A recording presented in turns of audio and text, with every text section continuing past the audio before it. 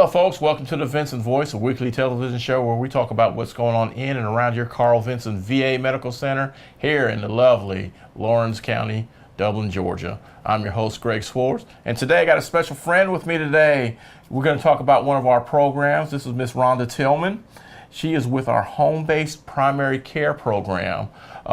She's usually works out of Milledgeville in our CBOC, but she came out here today to talk to us about the program. So welcome to the show, Miss Rhonda. Thank you. I'm glad to be here today. All right. Yes. So let's start. How long have you been a nurse now?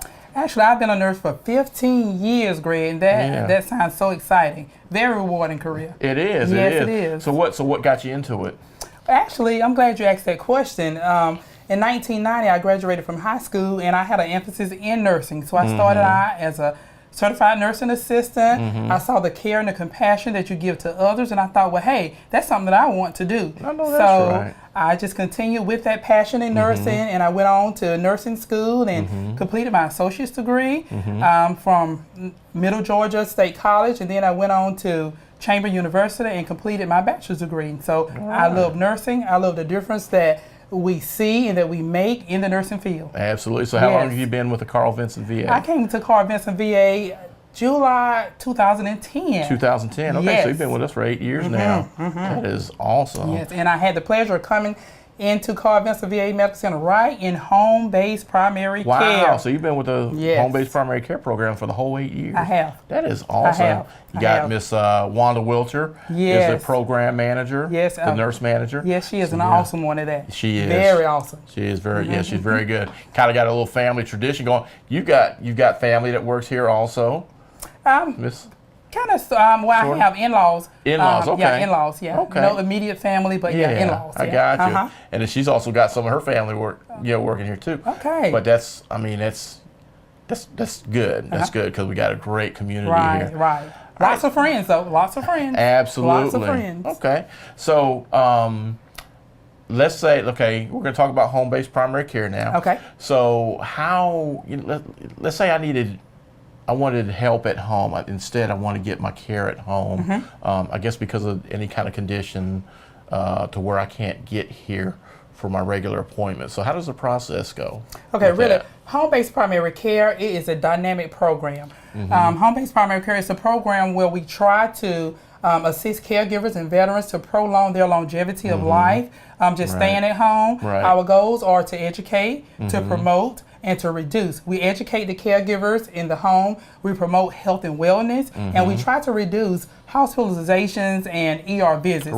And the one question is, well, if I need home-based primary care, how do I go about asking for it? It's very simple, very simple process. If you feel that you want to care for your veteran, loved one at home, just simply just ask your primary care provider. Say, hey, I've heard about home-based primary care. I'm interested in home-based primary care. I want to find out more about home-based primary care. And what happens after that, the primary care provider, they will submit a consult in our system, in our computer system.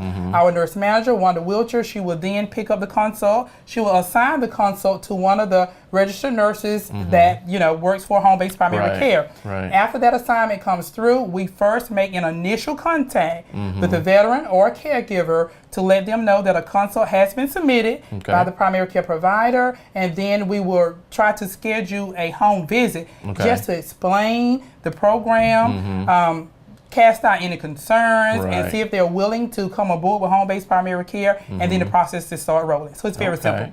Very simple. So is there any kind of special condition that they have to qualify for home-based primary care? Or? Well, the main qualification is, number one, you have to be enrolled into the VA system. So number one, if you've already enrolled in the system, we get a primary consult, you already met that criteria.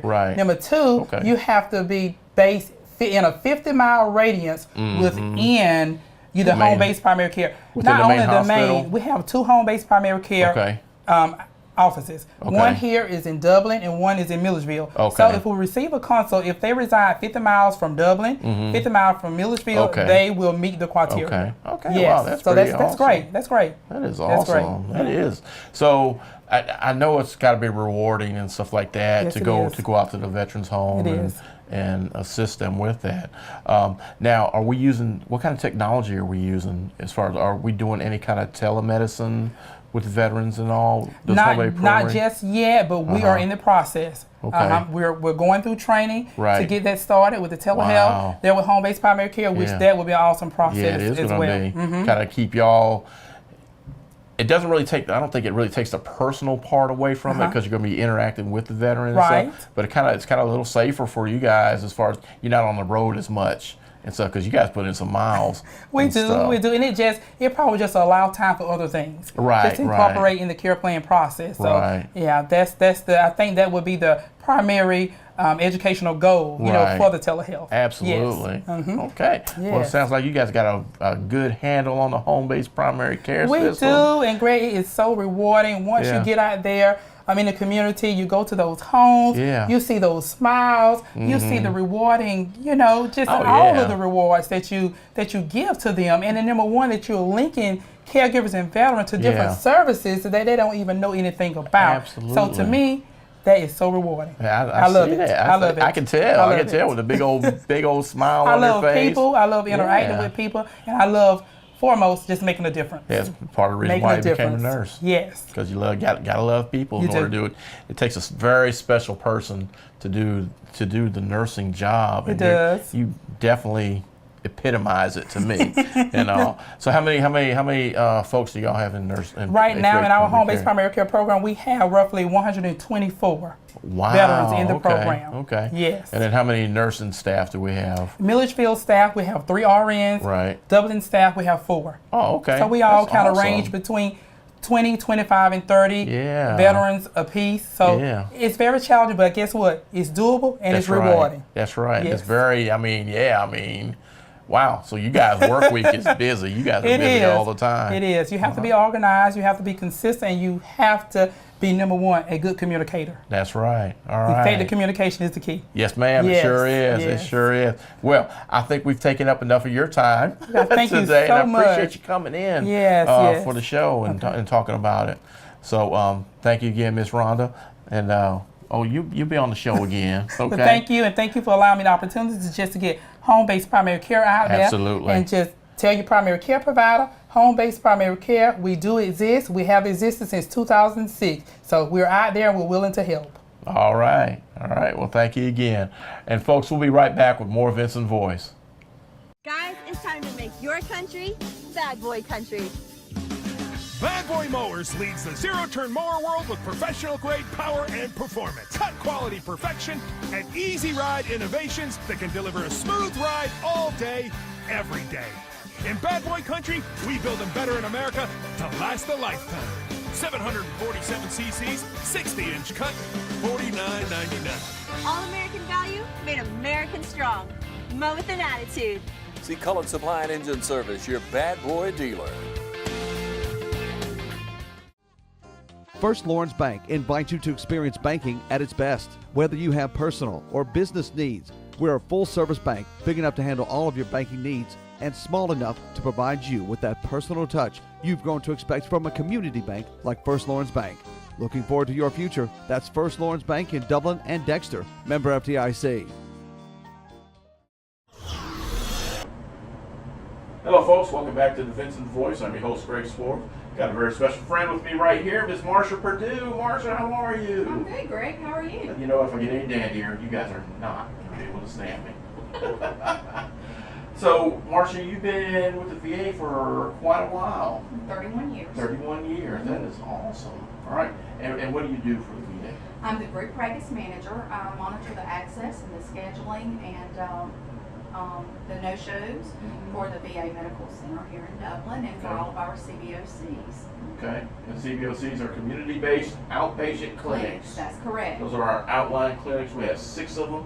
And we're spanning over 49 counties Yes. in our coverage area. That's correct.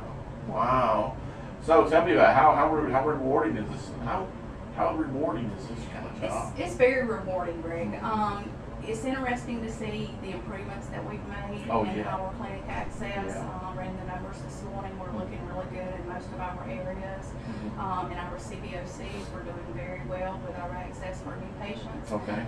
Mental health has no areas in the facility or in the CBOCs where we have access issues, and they Okay. monitor access based on 30 days. Anything Right. under over 30 days is considered an outlier.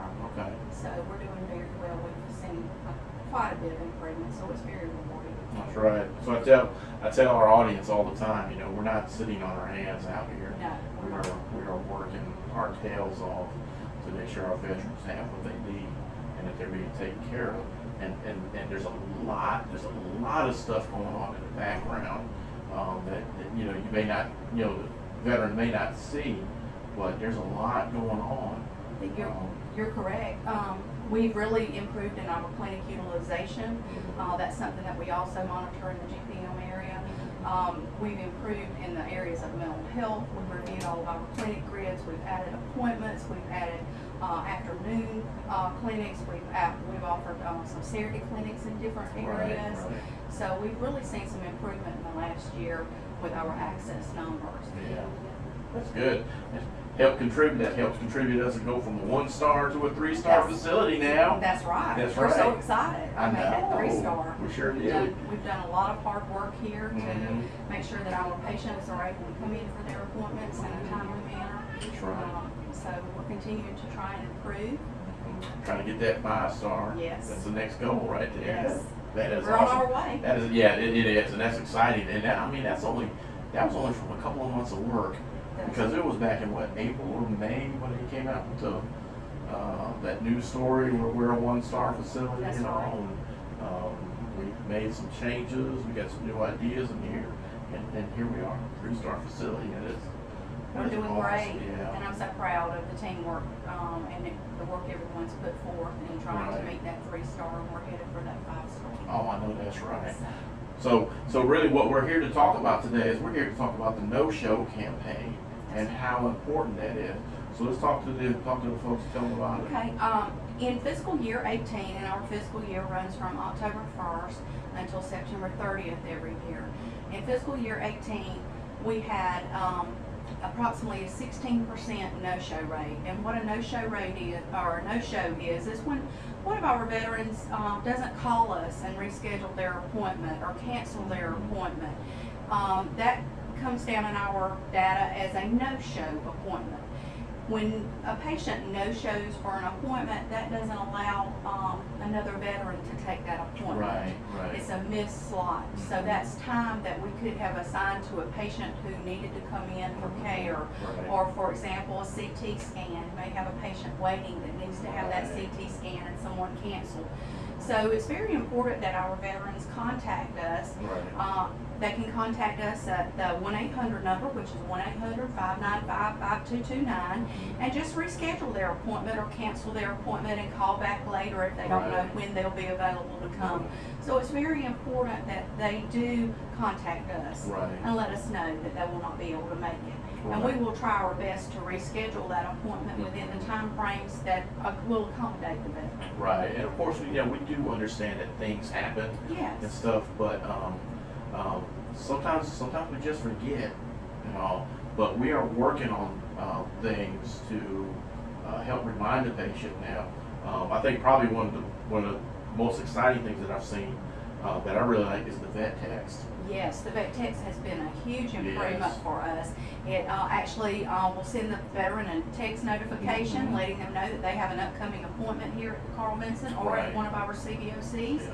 And it gives the veteran the chance to reply to that message and say, yes, I'm going to cancel That's that right. appointment, or I'm going to Yeah. I'm going to be there. Mhm. So that has been very beneficial, and we've had a lot of positive feedback on that program. Right. So one of the key important things about that is we've got to have your correct cell phone number in order to use the vet text, and Yes. it's got to be a cell phone. If you don't have a cell phone, we're still going to be able to send out the cards and the letters and that kind of thing Yes. to you. But if you do have a cell phone, make sure your info when you check in for your appointment, the little kiosk right there, it asks you if you have any changes to your information, your phone number, your address, any medical, new medical insurance or anything like that. So don't be afraid of the technology. Go ahead and use it.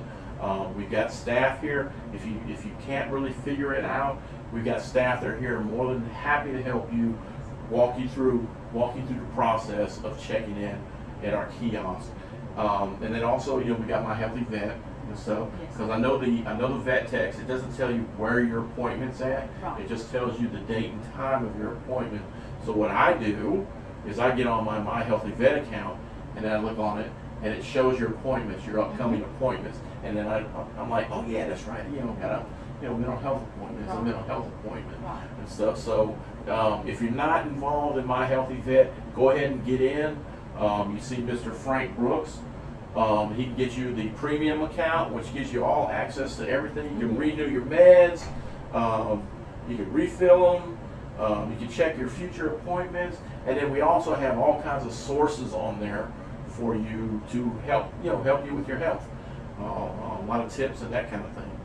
So yeah, so it's pretty awesome. We're working on it. Yes, and I would like to encourage our veterans to please, if you're unable to use the kiosk for some reason, please notify the staff of any address changes. That's so important, not only with our appointments, but also with our medications that we ship out, that we have the correct address on file for you, and that we also update your next of kin information so that we have that information on file.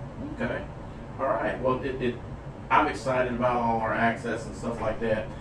I'm still going to say it, hey, we got the best care everywhere, medical care everywhere. Because I don't know if you go out to the civilian doctors and sitting there, they don't care how long you're sitting out there in that waiting area. That's exactly right. You can be out there for a couple hours. So you're not going to get that here. Yeah, you're exactly right, Greg. You're not going to get that here. All right, well, Marsha, thank you for being on the show today. I appreciate it. I enjoyed talking with you No today. problem. Same here. And then we're going to keep doing great things. Thank you. All right. And folks, we'll be back with more Vinson Voice.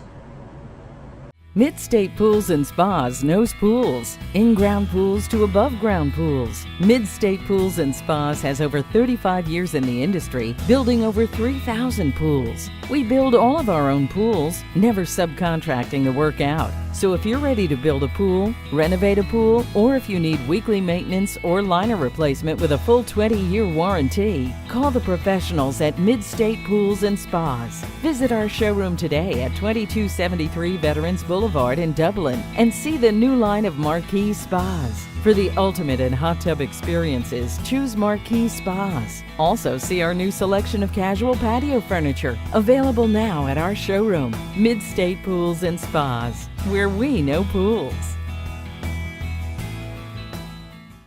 Your community matters. So does making sure it's well protected. Because Sally's isn't just a cafe, and Smith's isn't just a flower shop. It's years of hard work and investment. Hey, new equipment looks great. And in this moment, you realize your independent auto owner's insurance agent is the right person to protect it.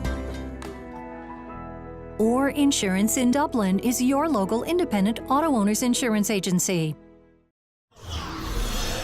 Hello, folks. Welcome back to the Vinson Voice. I'm your host, Greg Swartz. Got a very special guest with me today and a new friend here, Mr. Mike Mullis with the Pink Hills Tour. Yes, sir. And where are y'all based out of, Mike? The organization is based out of Phoenix, Arizona. Mm-hmm. Okay. And I mean, do you guys come from Arizona, or do you guys just kind of come from around the country to do this? The drivers that are on tour come from all over the United States. Most of us are police officers and firefighters, or retired police and fire. Yeah. We come on anywhere from 10 to 14 days, some for as long as 21. Okay. Today is my 17th day on this tour, and I go home tomorrow. All right.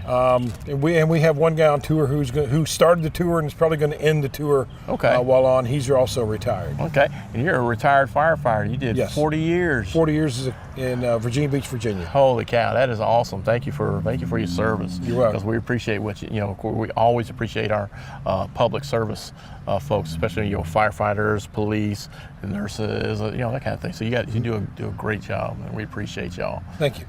So talk to us about the Pink Hills Tour. This is beautiful. How long has it been going on? The organization was formed in 2007. Okay. Under the premise that local communities need to raise money and keep it local. Okay. Corporations will take care of corporate charities. Right. And my wife and I both were heavily involved in a very public corporate charity.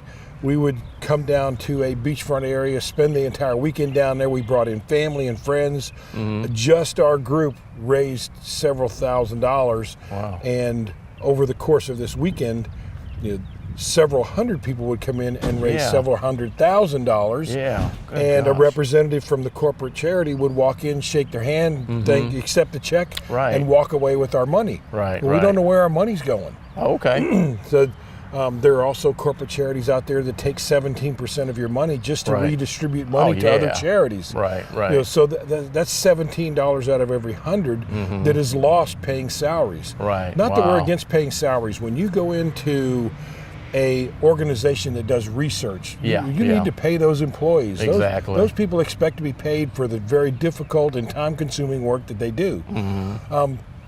But when you have corporate charities who are funding people who sit behind the desk and shuffling names and money back and forth from one side to the other, that money is not spent for research or for development or for patient care. And that's what we're looking at. If communities come together, I'll just use the Atlanta metropolitan area, they'd probably raise several $1 million every year. So what would happen if metropolitan Atlanta kept that money, that if you needed something, you get it today.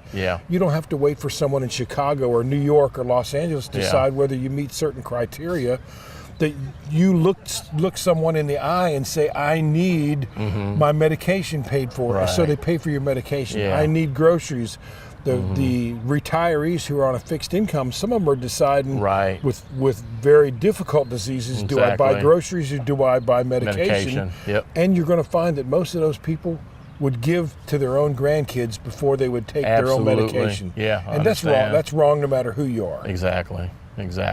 But it's very, cancer has touched pretty much everyone in America. I'm sure everyone in America can tell a story of a friend or a relative and stuff about, how they had to deal with the cancer. It's really a terrible disease. Yes, sir. And this is really good that you guys do. I love this. The pink fire trucks, the pink vehicles. It's awesome. And you guys are out here spreading the message, and I guess all the proceeds are going to cancer research, or you would think as a nonprofit that we accept donations, and typically we do receive donations. Oh, okay. We sell merchandise to pay for the expenses of the tour to travel from city to city. Okay. No one involved with Pink Hills collects a salary at all. Okay. Not it's even all our CEO. Volunteer. Everyone volunteers their time to come on. That is awesome. And government comes in and government taketh away. You have to have a business license and corporation permits. I understand. Vehicle licenses, insurance, fuel, maintenance.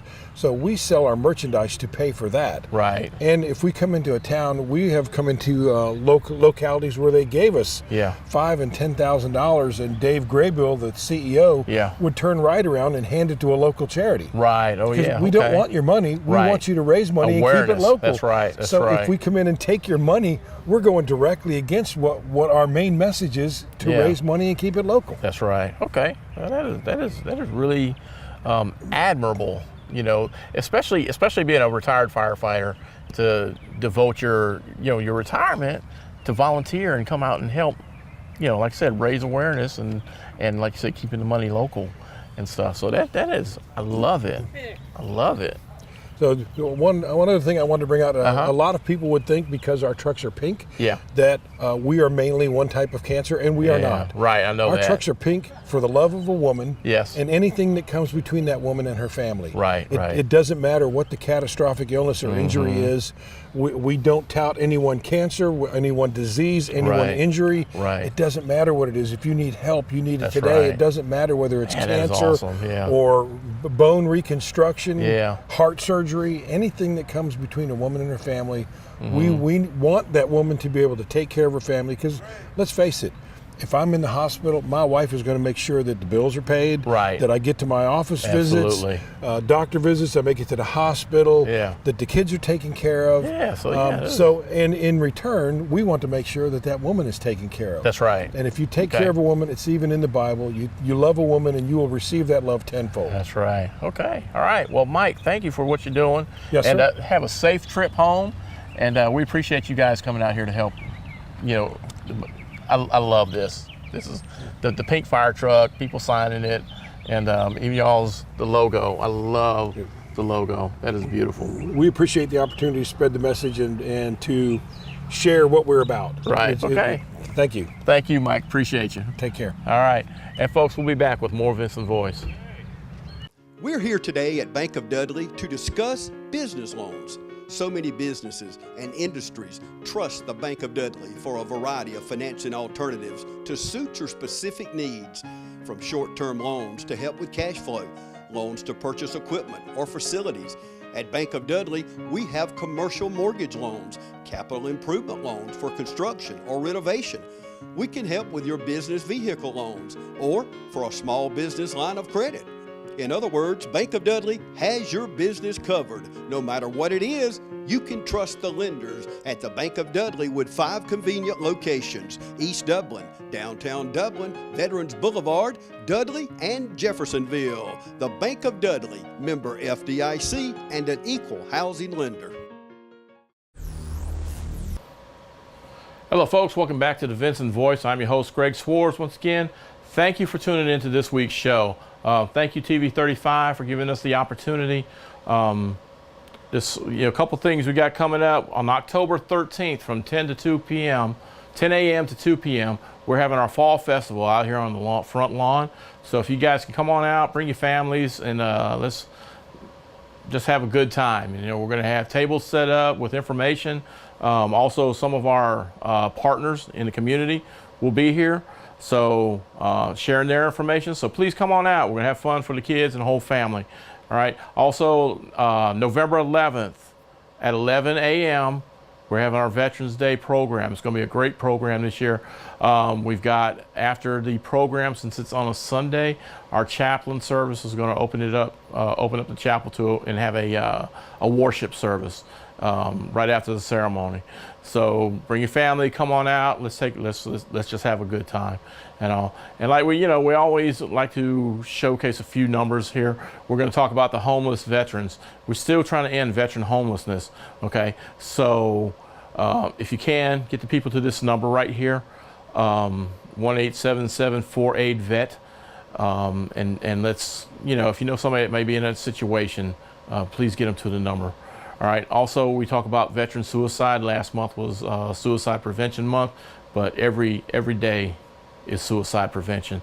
Even one life lost is too many. So if you know somebody that may be in a situation, get them to the crisis line right here. This is a national hotline. Now, if you're a veteran, press 1.